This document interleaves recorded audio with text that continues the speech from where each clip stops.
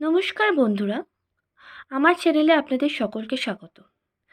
আজকে আমরা সেন্টেন্সের সম্পর্কে আলোচনা করব। সেন্টেন্স মানে হচ্ছে বাক্য। অনেকগুলি শব্দ একত্রে মিলিত হলে যখন সম্পূর্ণ অর্থ প্রকাশ পায় এবং যা সাধারণত কর্তা বা ক্রিয়া দ্বারা গঠিত হয় তাকে সেন্টেন্স বা বাক্য বলে।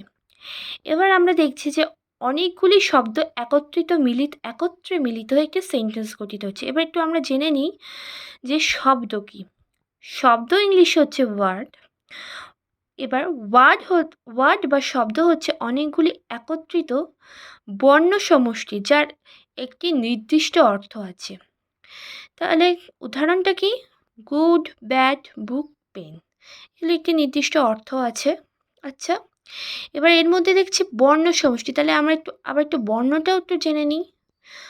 বর্ণ হচ্ছে ইংরাজি ভাষার এ থেকে জেড আর বাংলা ভাষায় অ থেকে ও এবং ক থেকে চন্দ্রবিন্দু পর্যন্ত এক একটি বর্ণ। আমি একটু ইংরাজি ভাষার সাথে সাথে একটু বাংলা ভাষাটারও বলে দিলাম। ঠিক আছে, এবার আমরা একটু সেন্টেন্সে ফিরে যাই। তাহলে সেন্টেন্সে আবার একটু বলে নিই যে অনেকগুলি শব্দ একত্রে মিলিত হলে যখন সম্পূর্ণ অর্থ প্রকাশ পায় এবং যা সাধারণত কর্তা এবং ক্রিয়া দ্বারা গঠিত হয় তাকে সেন্টেন্স বা বাক্য বলে। এর উদাহরণটা দেখে নিই। I love to study English. The elephant can not run fast. I want to be a good person. The girl is intelligent. এইগুলির অর্থ প্রকাশ পাচ্ছে। ঠিক আছে, এবার একটু দেখে নিই পরেরটা। সেন্টেন্স অনেক সময় ক্রিয়া ছাড়াও হয়। আমরা কি বলেছি যে কর্তা এবং ক্রিয়া দ্বারা গঠিত হয় তাকে সেন্টেন্স বলে, কিন্তু অনেক ক্ষেত্রে সেন্টেন্স ক্রিয়া ছাড়াও হয়। আমরা যখন কারোর সাথে কথা বলি, অর্থাৎ আমরা যখন কারোর সাথে ইংলিশে কথা বলি বা মানে স্পোকেন ইংলিশের ক্ষেত্রে সেন্টেন্স ক্রিয়া ছাড়াও হয়। সেন্টেন্স বা বাক্য ক্রিয়া ছাড়াও হয়। কি উদাহরণ দেখে নিই। Name please, time please, how much that book, all right. এগুলোতে কোনো ক্রিয়া নেই। ক্রিয়া মানে কি? কাজ করা, মানে এর মধ্যে কোনো ক্রিয়া নেই। এবার আমরা দেখে নিই যে সেন্টেন্স বা বাক্যের কটি অংশ, মানে সেন্টেন্স বা বাক্যের কটি অংশ।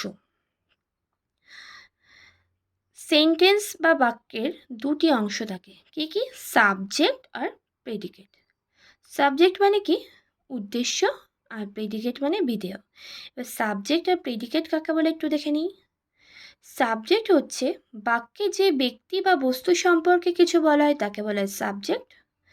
ব্যক্তি বা বস্তু সম্পর্কে কিছু বলা হয় তাকে বলা হয় সাবজেক্ট। আর প্রেডিকেট কি? বাক্যে সাবজেক্টের সম্পর্কে যা বলা হয় তাকে বলা হয় প্রেডিকেট। মানে সাবজেক্টের সম্পর্কে যা কিছু বলা হয় তাকে বলা হয় প্রেডিকেট। এবার এটার উদাহরণটা দেখে নিই। The girl stand first every year. The girl stands first every year. এখানে দ্য গার্লের সম্পর্কে বলা হয়েছে কি? Stand first every year. এখানে যেহেতু দ্য গার্লের সম্পর্কে বলা হয়েছে, আমরা কি বলেছিলাম যে বাক্যে ব্যক্তি বা বস্তু সম্পর্কে যা কিছু বলা হয় তাকে বলা হয় সাবজেক্ট, তাই এটা সাবজেক্ট হয়ে গেছে। আর দ্য গার্লের সম্পর্কে যেটা বলা হয়েছে, মানে সাবজেক্টের সম্পর্কে যা বলা হয় তাকে বলা হয় প্রেডিকেট, তাই এটা প্রেডিকেট হয়ে গেছে।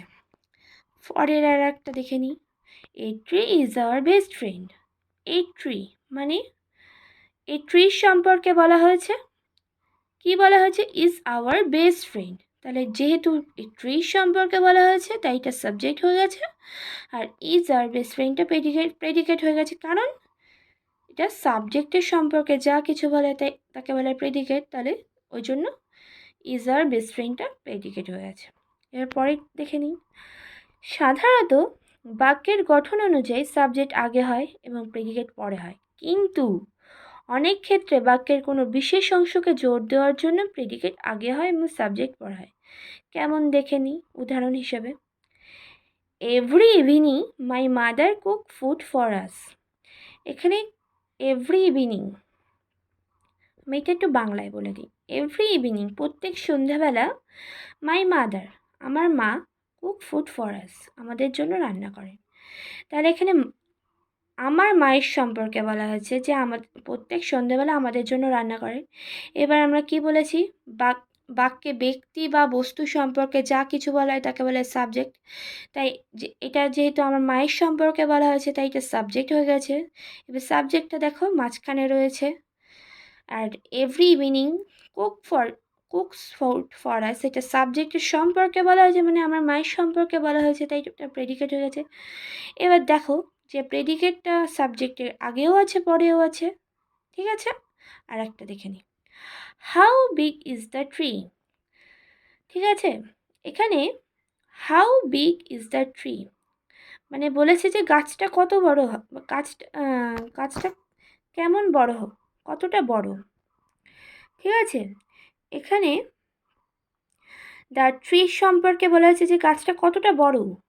হ্যাঁ, তা যেহেতু দ্য ট্রি সম্পর্কে বলা হয়েছে তাই এটা সাবজেক্ট হয়ে গেছে। আর হাউ বিগ ইজ বাকিটা প্রেডিকেট হয়ে গেছে। এবার দেখো যে হাউ বিগ ইজ প্রেডিকেটটা আগে আছে আর সাবজেক্টটা পরে রয়েছে। হ্যাঁ, কিন্তু এটাই হবে কারণ দ্য ট্রি সম্পর্কে যেহেতু বলা হয়েছে তাই। ঠিক আছে, তাই হাউ বিগ ইজ প্রেডিকেটটা আগে আছে আর দ্য ট্রিটা পরে আছে, মানে সাবজেক্টটা পরে আছে। আজকে এই পর্যন্ত থাক। আমার এই ভিডিওটা ভালো লেগে থাকলে আমার এই ভিডিওটিতে একটি লাইক করে দেবেন এবং আমার চ্যানেলটিকে সাবস্ক্রাইব করে দেবেন এবং ভিডিওটি শেয়ার করে দেবেন। এবং আমার এর মধ্যে কোনো যদি ভুল ত্রুটি থাকে দয়া করে কেউ খারাপ কমেন্ট করবেন না, আমার ভুল ত্রুটিটা শুধরে দেবেন। ধন্যবাদ।